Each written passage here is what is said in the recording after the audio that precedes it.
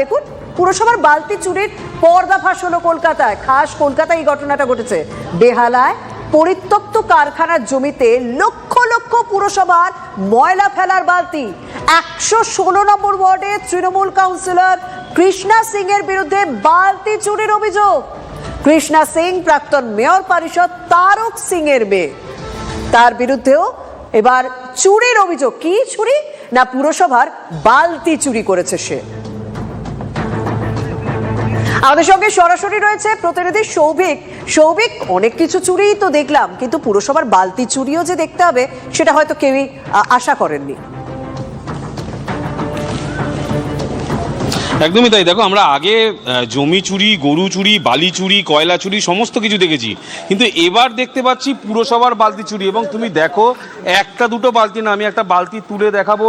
এখানে কিন্তু কেএমসি লেখা রয়েছে, পচনশীল বজ্র পদার্থ, আর একটা হচ্ছে শুকনো বজ্র পদার্থ। তোমাকে জানিয়ে রাখি, আজ থেকে 3-4 বছর আগে এই দুরকম বালতি করা হয়েছিল কর্পোরেশনের তরফ থেকে, একটা সবুজ রঙের, একটা নীল রঙের। একটার মধ্যে, অর্থাৎ সবুজের মধ্যে থাকবে ভেজা ময়লা এবং শুকনো ময়লা থাকবে নীল বালতির মধ্যে। সেই বালতি 116 নম্বর ওয়ার্ডে কারি কারি, মানে তোমাকে আমি শুধু দেখাবো, যেদিকে তাকাচ্ছি সেদিকেই শুধু বালতি, একেবারে কয়েক লক্ষ বালতি। আমি আরেকবার এই দিকটা ঘুরিয়ে দেখাবো। তুমি দেখো, সাধারণ মানুষের জন্য এই বালতিগুলো কর্পোরেশন থেকে অ্যালট করা হয়েছিল, সেই বালতির কি অবস্থা, জঙ্গলে ভর্তি হয়ে গেছে। এই বালতিগুলো সাধারণ মানুষকে দেওয়া হয়নি। কি মোটিভ নিয়ে এখানে মজুত করে রাখা রয়েছে একটা বদ্ধ কারখানায়, আমি এখানে যারা প্রথম দেখতে পাই, অর্থাৎ বিজেপি নেতৃত্ব যারা রয়েছে, আমি তার সঙ্গে একবার সরাসরি কথা বলে নেব। কি মনে হয় আপনাদের, এগুলো কি কারণে এখানে মজুত করে রাখা হলো, কেন পাবলিককে দেওয়া হলো না? না, আমাদের যেটা মনে হয়েছে যে এখানে যে কর্পোরেশনের দুর্নীতি চলেছে, এটা তার একটা দুর্নীতির আর একটা স্টেপ।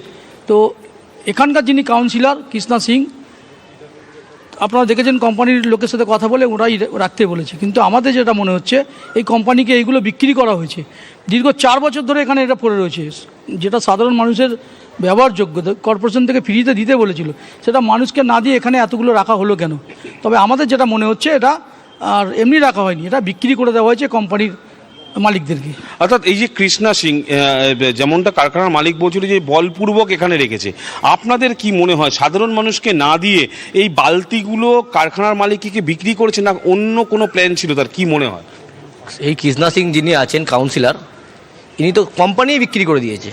কত যে এই এলাকার যত কোম্পানি, ম্যাক্সিমাম কোম্পানি বিক্রি করে দিয়েছে। কোম্পানি থেকে এত টাকা তোলা তুলেছে, কোম্পানিরা পালিয়ে যেতে বাধ্য হয়েছে বেচে দিয়ে।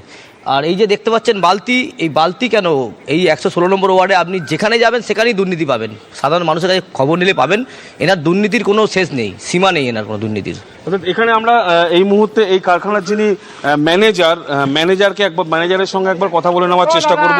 তুমি দেখো চারিদিকে, এখানে এলাকার মানুষজন যখন দেখতে পায় আজকের, কিন্তু তারা ছুটে আসে কারখানার মধ্যে এই অবস্থায় রয়েছে। আমরা ম্যানেজার যিনি রয়েছেন, এই বিল্ডিংয়ের যিনি ম্যানেজার, তার সঙ্গে আমি একবার কথা বলে নেব। আপনি এদিকটা আসুন, এদিকটা আসুন। তুমি দেখতে পাচ্ছ চারিদিকে বালতি, এদিকে ঘুরুন। আপনি এই বালতিগুলো কারা রাখতে এসেছিল এখানে? এইখানে কাউন্সিলরের কথায় স্বরাজ মজুমদার। কাউন্সিলরের নাম কি? কৃষ্ণা সিং। আচ্ছা, আমাদের ওয়ার্ডের এই কাউন্সিলর, আমার এই প্রজেক্টের কাউন্সিলর কৃষ্ণা সিং। আচ্ছা, এখানে রাখা হয়েছিল কি? এই বলছে আমাদের এখানে এত বড় জায়গা নেই, আপনাদের এখানে একটু রাখছি, আমরা আস্তে আস্তে মানুষকে ডিস্ট্রিবিউট করব। 4-5 বছর হয়ে গেছে এই অবস্থায় রয়েছে। আমরা প্রতিবার মাসখানেক অন্তর আমরা ওনাকে কমপ্লেন বলবো না, ফোনেও বারবার বলেছি মাল তুলুন, এই তুলছি।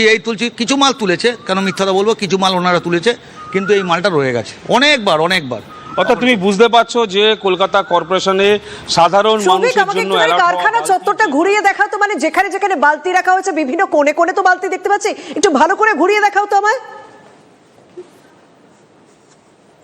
একদমই তাই। দেখো, আমি প্রথমেই তোমাকে দেখাবো, আমরা এইটা হচ্ছে কারখানার গেট। কারখানার গেট থেকে প্রবেশ করার পথে একদম বাদিকে, অর্থাৎ আমি আমার চিত্র সাংবাদিক মাখনকে দেখাতে বলবো, বাদিকে তুমি দেখতে পাচ্ছ বালতি স্তূপ, সমস্ত বালতি পড়ে রয়েছে জঙ্গলের মধ্যে। এবং ঠিক তার পিছন দিকে, আমি একবার পিছন দিকে যাব, দেখাতে বলবো যে দুদিকেই কিন্তু একটা দিকে জঙ্গল পুরো ভর্তি হয়ে গেছে, এবং প্রত্যেকটা বালতি কিন্তু নতুন, এরকম নয় যে ব্যবহার হয়ে যাওয়া বালতি, ভেঙে চুরে গেছে, সেরকম নয়। তুমি দেখতে পাচ্ছ সমস্ত ভালো বালতি, সবুজ রং, নীল রঙের বালতি, সেই বালতি এখানে পড়ে রয়েছে। কারুর কোনো হেলদোল নেই, সাধারণ মানুষের জন্য অ্যালট হওয়া বালতি। একটা প্রজেক্ট যখন শুরু করা হয় সেই সময় কিন্তু ঢাক ঢোল পিটিয়ে এই প্রজেক্ট শুরু করা হয়েছিল। একদিকে ভেজা ময়লা তোলা হবে আলাদা হবে, শুকনো ময়লা তোলা হবে আলাদা হবে, তার জন্য দুটো করে বালতি বাড়ি বাড়িতে দেওয়া হবে। কিন্তু সেই বালতি কিন্তু এখন 116 নম্বর ওয়ার্ডের যে ভাটিখানা অঞ্চল, সেই অঞ্চলে এখানে কিন্তু নষ্ট হচ্ছে। আমি আরেকবার দেখাতে বলবো চিত্র সাংবাদিক মাখনকে, এই বস্তাবন্দি অর্থাৎ বস্তার মধ্যে যে অবস্থায় নিয়ে এসেছিল সেই অবস্থাতেই এখানে ফেলে চলে গেছে। কি উদ্দেশ্য এই বালতি? কি আদৌ, যেমন বিজেপির তরফ থেকে অভিযোগ করা হচ্ছে যে এই কারখানা যিনি মালিক তাকে এই বালতি বিক্রি করে দেওয়া হয়েছে। বিক্রি যদি করে দেওয়া থাকে তাহলে কিন্তু প্রশ্ন উঠছে যে সরকারি সম্পত্তি কি এরমভাবে বিক্রি করা যায়? পাশাপাশি কারখানার যিনি এই জমির যিনি ম্যানেজার তিনি এমনটা জানালেন যে বলপূর্বক এখানে কৃষ্ণা সিং অর্থাৎ তারক সিংয়ের কন্যা কৃষ্ণা সিং 116 নম্বর ওয়ার্ডের কাউন্সিলর, তিনি কিন্তু বলপূর্বক এখানে বালতিগুলো মজুত করেছে প্রায় 4 বছর আগে। একদম সৌভিক, তুমি আমাদের সঙ্গে থাকো। আমরা সেই ছবিগুলো দেখালাম যে পরিত্যক্ত কারখানায় দীর্ঘদিন ধরে ফেলে রেখেছেন এবং বলপূর্বক কাজটা করেছেন এবং বারবার সরাতে বলা হয়েছিল, তিনি সরাননি এবং কৃষ্ণা সিং এর বিরুদ্ধে এই অভিযোগ উঠছে। বেহারা কারখানা জমিতে লক্ষ লক্ষ ময়লা ফেলার বালতি উদ্ধার হয়েছে, সেই ছবি আপনাদেরকে দেখাচ্ছি। 116 নম্বর ওয়ার্ডের তৃণমূল কাউন্সিলর কৃষ্ণা সিং এর বিরুদ্ধেই বালতি চুরির অভিযোগ উঠছে। কৃষ্ণা সিং প্রাক্তন মেয়র পরিষদ তারক সিং এর মেয়ে। স্বাভাবিকভাবে তার একটা ক্ষমতার ভয় দেখিয়ে, মানে তার যে ক্ষমতা রয়েছে সেই ক্ষমতার বলে কারখানায় এরকম বিভিন্ন যত্রতত্র লক্ষ লক্ষ ময়লা ফেলার বালতি পড়ে রয়েছে এবং কলকাতা পুরসভার বালতি।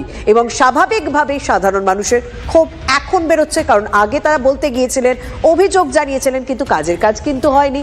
এবার পালা বদলের পর সাধারণ মানুষ এবং কারখানার যিনি ম্যানেজার রয়েছেন তারাও আশা করছেন হয়তো এবার সুরাহা বলবে। কিন্তু এই লক্ষ লক্ষ বালতি সাধারণ মানুষের মধ্যে বিলি না করে কিভাবে এখানে চলে এলো? আমাদের সঙ্গে রয়েছেন বিজেপি বিধায়ক সজল ঘোষ। সজল দা, কারখানার মধ্যে যত্রতত্র লক্ষ লক্ষ পুরসভার বালতি পড়ে, নীল বালতি, সবুজ বালতি, মানে এইগুলো তো সাধারণ মানুষের কাছে পৌঁছে যাওয়ার কথা। বলছে বছরের পর বছর এগুলো পড়েই রয়েছে এখানে।